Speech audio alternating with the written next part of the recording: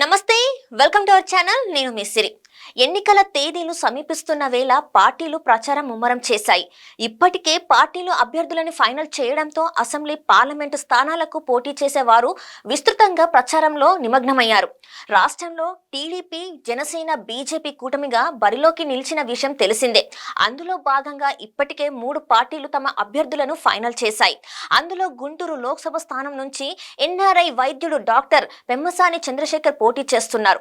గుంటూరు లోక్సభ స్థానం నుంచి అభ్యర్థిగా టీడీపీ పెమ్మసాని పేరు ఫైనల్ చేసిన నాటి నుంచే డాక్టర్ చంద్రశేఖర్ ప్రచారం ప్రారంభించారు. వాస్తవానికి అంతకంటే ముందు నుంచే ఆయన లోక్సభ నియోజకవర్గ పరిధిలో సామాజిక కార్యక్రమాలతో పాటు సేవా కార్యక్రమాలను నిర్వహిస్తున్నారు.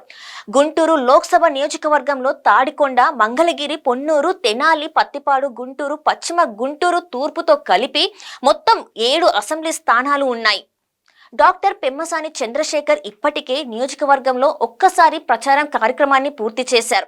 ప్రస్తుతం గుంటూరు లోక్సభ నియోజకవర్గం నుంచి టీడీపీ నుంచి పెమ్మసాని పోటీలో ఉండగా వైసీపీ నుంచి పొన్నూరు ఎమ్మెల్యే కిల్లారు వెంకట రోషయ్య బరిలో ఉన్నారు. అయితే కిల్లారు ఎంపిక కంటే ముందు వైసీపీ అధినేత జగన్మోహన్ రెడ్డి 3 పేర్లు పరిశీలించారు. వారిలో 2 పేర్లను ప్రతిపాదించినప్పటికీ వారు తాము పోటీ చేయలేమని చేతులెత్తేశారు. దీంతో కిల్లారుని ఎంపిక చేయాల్సి వచ్చింది.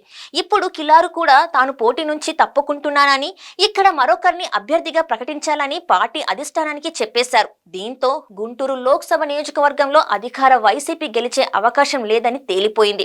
ఇక కాంగ్రెస్ నుంచి గుంటూరు లోక్సభ స్థానానికి అభ్యర్థిని ఇంకా ప్రకటించలేదు. దీంతో ప్రస్తుతానికి పెమ్మసాని చంద్రశేఖర్ జెట్ స్పీడ్ తో ప్రచారంలో దూసుకుపోతున్నారు. గుంటూరు లోక్సభ స్థానంలో టీడీపీ అభ్యర్థి పెమ్మసాని చంద్రశేఖర్ గెలుపు తథ్యమని తెలియడంతో ఇప్పుడు ఆయన మెజార్టీపై జోరుగా బెట్టింగ్ సాగుతుంది. గుంటూరు లోక్సభ బరిలో ఇప్పటి వరకు కాంగ్రెస్ అభ్యర్థిని ప్రకటించకపోవడంతో అధికార పార్టీ వైసీపీ ప్రకటించిన అభ్యర్థి తాను బరిలో నుంచి తప్పుకుంటున్నానని పార్టీ అధిష్టానానికి చెప్పడంతో ఇక్కడ పెమ్మసాని మెజార్టీపై భారీ బెట్టింగ్ కొనసాగుతున్నట్టు తెలుస్తుంది. గతంలో 2 సార్లు కూడా టీడీపీనే గెలిచిన నేపథ్యంలో ఈసారి కూడా టీడీపీనే గెలిచే అవకాశం ఉంది. అయితే ఈసారి గెలుపులో భారీ మెజారిటీ ఉంటుందని అంచనా వేస్తున్నారు.